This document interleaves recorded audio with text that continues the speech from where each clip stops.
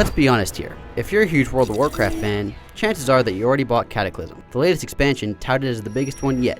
But what about you guys on the fence? After all, even if you don't buy Cataclysm, the associated patch adds Cataclysm's graphical updates, talent changes, and changes to Azeroth's 1 to 60 zones. But even with that in mind, Cataclysm is a fantastic expansion, and one of the best things to happen to World of Warcraft in a long time. Shh! Did you hear that?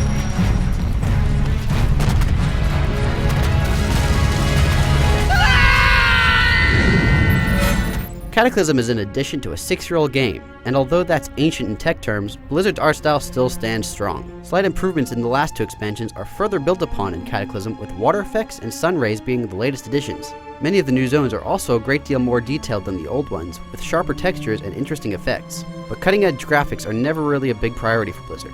Story is, and Cataclysm has story out the wazoo. Key sequences are fully voice acted, and while the previous World of Warcraft expansion, Wrath of the Lich King, had a few cutscenes, Cataclysm has dozens and dozens. Blizzard also makes great use of Wrath's phased questing, a system that can make parts of the world look wildly different depending on where you are in a quest chain. Quest chains like those in the belly of the gigantic tentacled and toothed monster in the north of the Twilight Highlands do a great deal with phasing to make you feel like you are making a meaningful and permanent impact in Azeroth.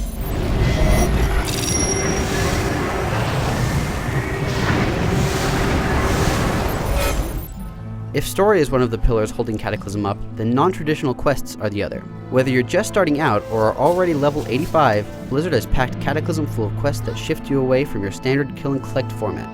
Early Goblin quests have you playing a destructive version of soccer. The Worgen starters have you rounding up wolfmen for wanton destruction, and in Uldum, you're launching catapults at squads of men.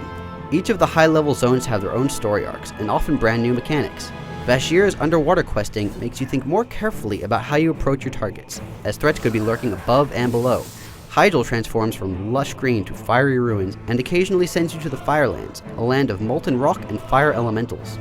Uldum is packed to the brim with cutscenes and amazing set pieces, and Deepholm gives a strong sense of the multi-layered world, and that more always lies beneath the surface. Only the Twilight Highlands, the final zone for leveling players, didn't feel completely fresh. There's a lot of content for high-level players, but given the entire Azeroth revamp, there's not as much that comes with the purchase of Cataclysm as there was for Wrath. There are fewer zones and fewer quests overall. There is more player versus player content though, with 2 new battlegrounds and a brand new PvP zone called Tol Barad, which, although fun, doesn't have the same sweeping advantages that Wintergrass provided the victors.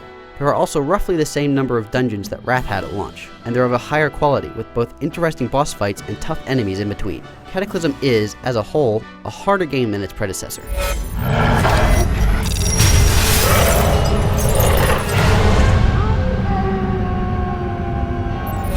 If you count the changes made to the wider Azeroth, Cataclysm is far and away the best expansion to any MMO to date. But even just counting what you get with the Cataclysm box, it's a lot of content and of the highest overall quality Blizzard has ever produced. Whether you're hardcore, casual, or have never even tried World of Warcraft, Cataclysm is worthy of your attention. It's streamlined, fun, and accessible.